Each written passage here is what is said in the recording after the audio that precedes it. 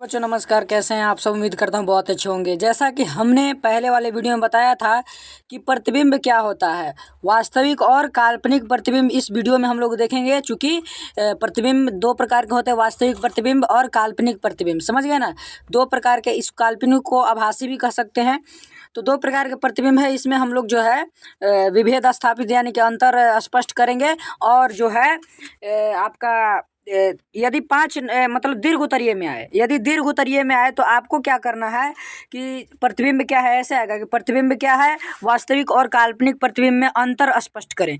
तो प्रतिबिंब का परिभाषा भी लिख देना है और इस प्रकार से लिख देना है कि प्रतिबिंब दो प्रकार के होते हैं, वास्तविक और काल्पनिक प्रतिबिंब। उसके बाद इस तरह से क्या कर देना है, अंतर लिख देना है। तो चलिए हम लोग यहाँ पर अंतर की ओर चलते हैं। क्या कह रहा है, पहला कह रहा है कि वैसा प्रतिबिंब वास्तविक रूप से काटती हुई प्रतीत होती है।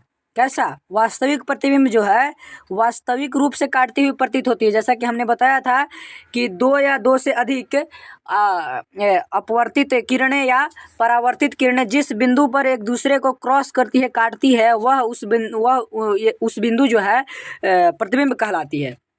तो वास्तविक रूप से काटे तो वास्तविक प्रतिबिंब, यदि काल्पनिक रूप से यानी कि डॉट लाइन से यदि काटे तो वह क्या है आपका वह काल्पनिक प्रतिबिंब है, और जो वास्तविक रूप से काटे वह वास्तविक प्रतिबिंब है। समझ गए।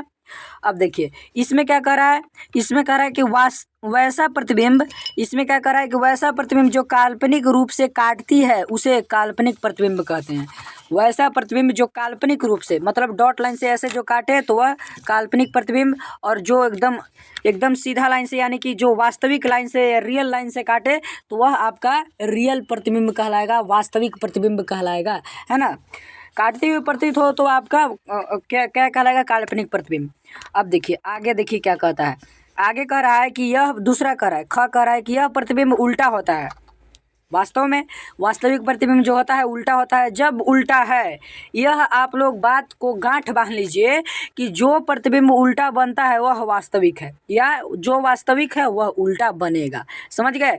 और जो काल्पनिक है वह सीधा बनेगा। यह जो है सीधा होता है। यहाँ तक समझ गए। उसके बाद है कि इसे पर्दे पर उतारा जाता है। किसे, वास्तविक प्रतिबिंब को पर्दे पर उतारा जाता है, इसे पर्दे पर उतारा नहीं जाता है। किसे पर्दे पर नहीं उतारा जाता है, तो काल्पनिक प्रतिबिंब को पर्दे पर नहीं उतारा जा सकता है। उम्मीद करता हूँ आप लोगों को वीडियो बहुत अच्छा लगा होगा। आप लोगों को अंत तक बने रहने के लिए बहुत बहुत धन्यवाद देना चाहता हूँ। आप लोग जो है ज़्यादा से ज़्यादा लोगों में इस वीडियो को शेयर करें ताकि और लोग भी समझ सके कि काल्पनिक प्रतिबिंब और वास्तविक प्रतिबिंब में क्या अंतर है। तो मिलते हैं अगली क्लास में, तब तक के लिए